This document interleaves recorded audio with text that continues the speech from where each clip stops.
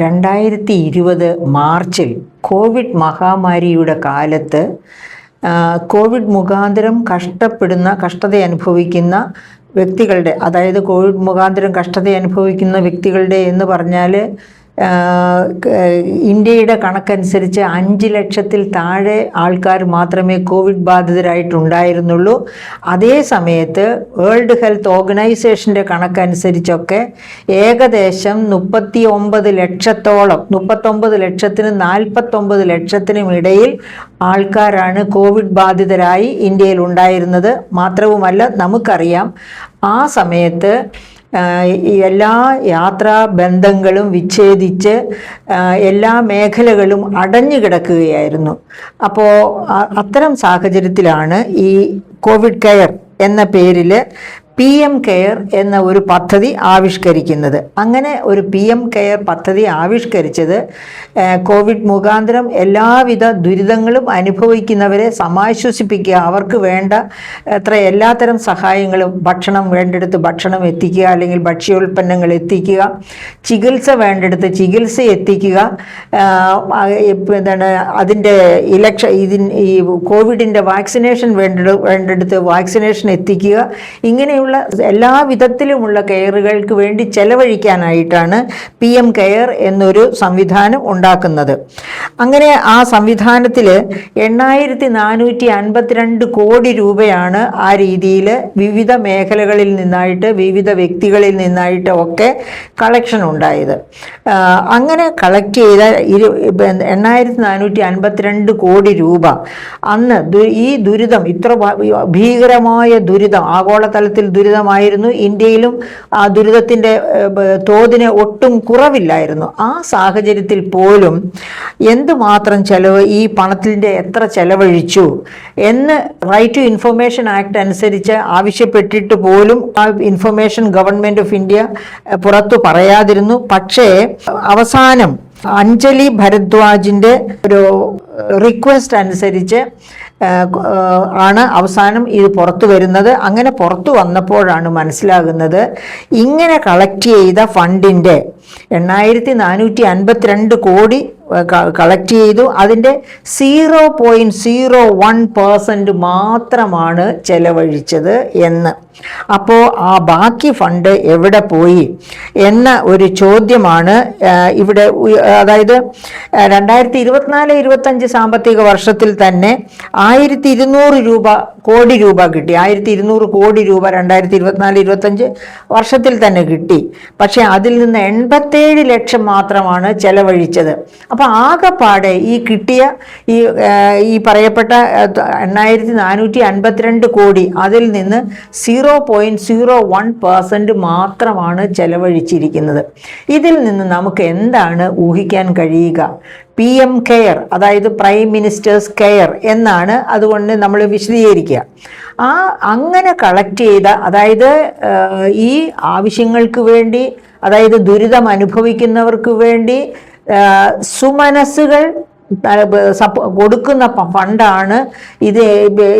ഇതുവഴിയായിട്ട് ഗവൺമെൻറ്റിന് വേറെ മറ്റൊരു തരത്തിലും ബുദ്ധിമുട്ടി കളക്ട് ചെയ്യുന്നതല്ല, സുമനസ്സുകളുടെ സംഭാവനയാണിത്. ഇങ്ങനെ വരുന്ന ഫണ്ട് അതുപോലെ നല്ല മനസ്സോടുകൂടി ദുരിതബാധിതർക്ക് കൊടുക്കേണ്ടതാണ്.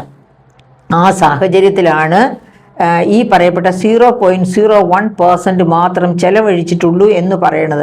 അപ്പോൾ നമ്മൾ ഓർക്കേണ്ടത്, വയനാട്ടിലെ ദുരന്തം, ഉരുൾപൊട്ടൽ, ആ ഉരുൾപൊട്ടൽ ദുരന്തത്തിന് ശേഷം മുണ്ടക്കൈ ചൂരൽമല ദുരന്തം, ആ ദുരന്തത്തിന് ശേഷം നമ്മൾ ആവശ്യപ്പെട്ടു 220 കോടി ആവശ്യപ്പെട്ടു. നമുക്ക് കിട്ടിയത് വളരെ കുറച്ച് മാത്രമാണ്. ഇപ്പോഴും കിട്ടിയത് എത്ര എന്നുള്ളതിനേക്കാൾ ഉപരി ഇപ്പോഴും അവരൊക്കെ അതായത് സ്വന്തം വീടും കൂടും എല്ലാം നഷ്ടപ്പെട്ട്, ബന്ധുജനങ്ങളും ഒക്കെ നഷ്ടപ്പെട്ടവരിൽ ഭൂരിഭാഗവും ഒരു വീട് പോലും ആകാതെ ഇപ്പോഴും കഴിയുകയാണ്. അതുപോലെ പിന്നെ ഇന്ത്യയുടെ വിവിധ ഭാഗങ്ങളിൽ ഇതുപോലെ വെള്ളപ്പൊക്കത്തിൽ, ഉരുൾപൊട്ടലിൽ, ഒക്കെ പെട്ട് ദുരിതം അനുഭവിക്കുന്നവരുണ്ട്, പലതരത്തിലുള്ള പകർച്ചവ്യാധികൾ കൊണ്ട് ദുരിതം അനുഭവിക്കുന്നവരുണ്ട്. ഇവർക്ക് ഇങ്ങനെയുള്ള ഏതെല്ലാം മേഖലകളിലേക്ക് ഇതിനേക്കാളൊക്കെ എത്രയോ 10 മടങ്ങ് ചെലവഴിക്കേണ്ടതാണ്. ആ സാഹചര്യങ്ങളിൽ അത്തരക്കാരെയൊക്കെ മറന്നുകൊണ്ടാണ് ഈ ഫണ്ട് കയ്യിൽ വച്ചുകൊണ്ടിരിക്കുന്നത്. എന്നിട്ട് PM കെയർ എന്ന പേരും അതിനിട്ടിരിക്കുന്നു. അപ്പം നമ്മൾ മനസ്സിലാക്കേണ്ടത്, ഇലക്ഷൻ വരികയാണെങ്കിൽ എവിടെയെങ്കിലുമൊക്കെ കൊണ്ടുപോയി 10,000, ഉദാഹരണത്തിന് കഴിഞ്ഞ വർഷം ബീഹാറിൽ ഇലക്ഷൻ വന്നപ്പോൾ കേന്ദ്ര ഗവൺമെൻറ് സഹായത്തോടുകൂടി BJP ഗവൺമെൻറ് എന്താണ് ചെയ്തത്? ഓരോ വനിതയ്ക്കും 10,000 വീതം കൊടുത്തു.